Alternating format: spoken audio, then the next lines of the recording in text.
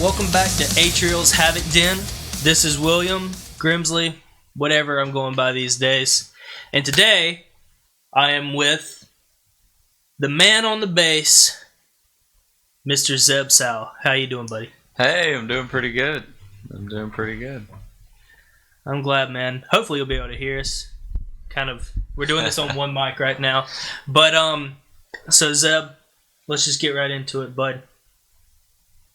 Who's been your biggest influences growing up in music? Not just in metal. I know you're not. Oh, man. You're the one of us who truly didn't come from more of a rock and metal background. Yeah. So one of my biggest influences has been Jack White. Whenever I was younger, I was kind of just into classic rock. Mm-hmm. And then I had my friend Andrew, who just introduced me to a lot of different blues music. And then I remember one day we sat down and we watched It Might Get Loud, and it was that documentary that had a few different guitar players, and had Jimmy Page and it had Jack White. And Jack White did this thing where he built and played what's called a diddley bow. A diddley bow? You ever heard of that? No. So it was a 2x4, and it had a Coke bottle on it.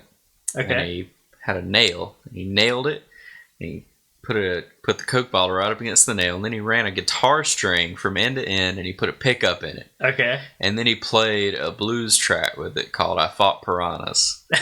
And watching him just do that, and it just sounding like a White Stripes track. Yeah. It just got me. It was like he makes such cool music with such minimal gear or such weird gear.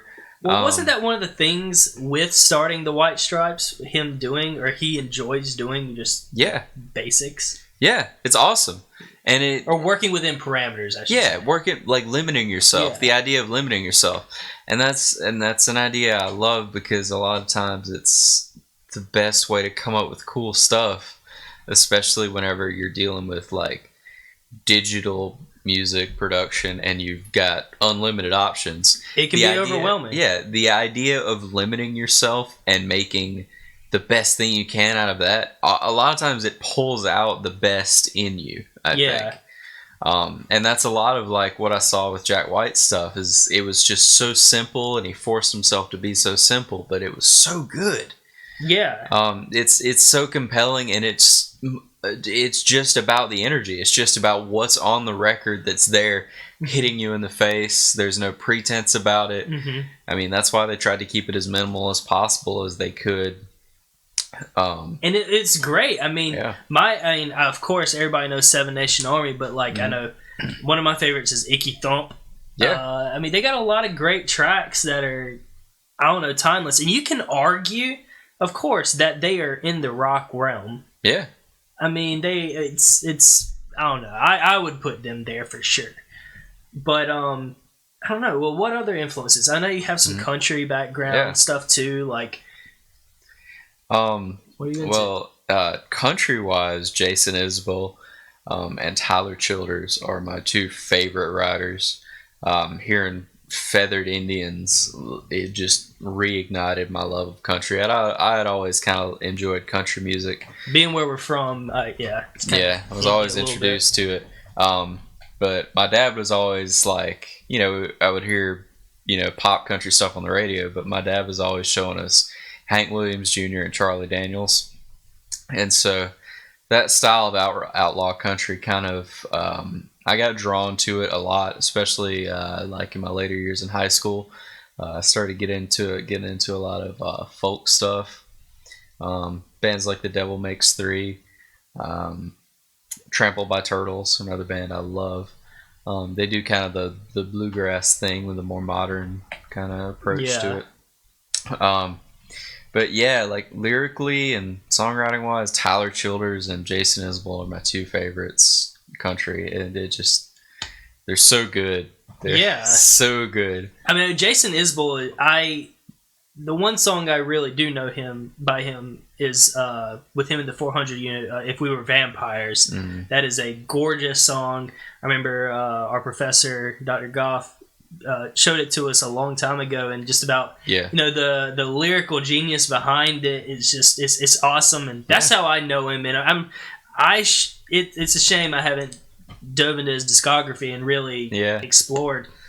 I was watching him in an interview, and the interview asked him to tell him about like, where did If We Were Vampires come from? And Jason Isbell was like, I don't know. It's fine. But it's one of those pieces of art that I think is like, I've never in my life read a better love song than that. I couldn't agree more. It managed to find a feeling that doesn't get written about that much. It's an existential feeling. Yeah. About love and time and just like the passage of time, honestly. Yeah. It's good. And he says, one thing I really like is, he said he doesn't write sad songs, he writes powerful songs. And honestly, that's a good way to put it, but they still are sad as hell, man. They are. If We Were Vampires. But I think a lot of times one of the best things about music, and what I like about especially metal music, is the visceral emotional reaction to it. Like, as sad as a song can make you that much more confident and angry. Yeah. And hyped. And that's really cool too. Yeah, it is. I mean, that's one of the driving forces behind me liking metal. It's just that feeling of,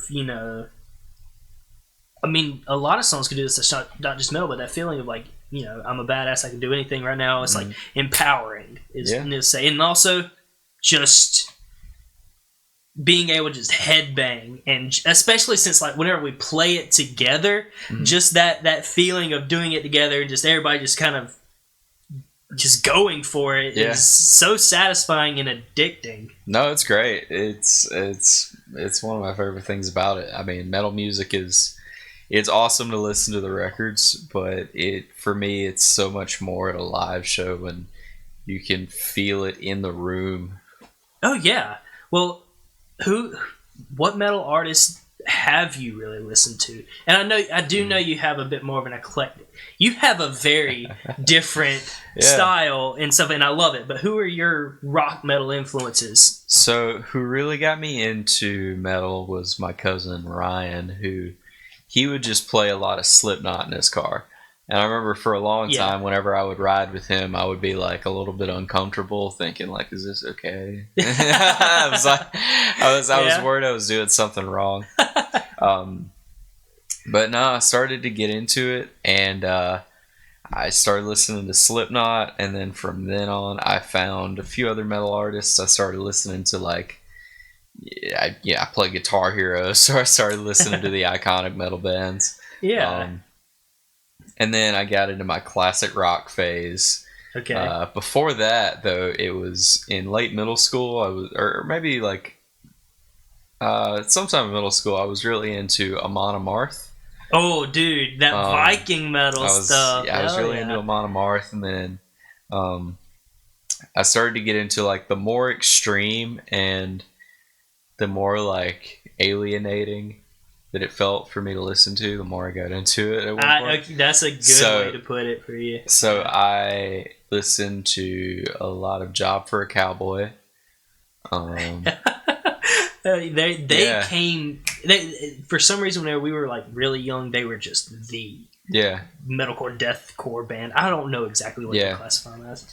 But also, I mean, along in that same kind of time period, I got really into Gorillaz.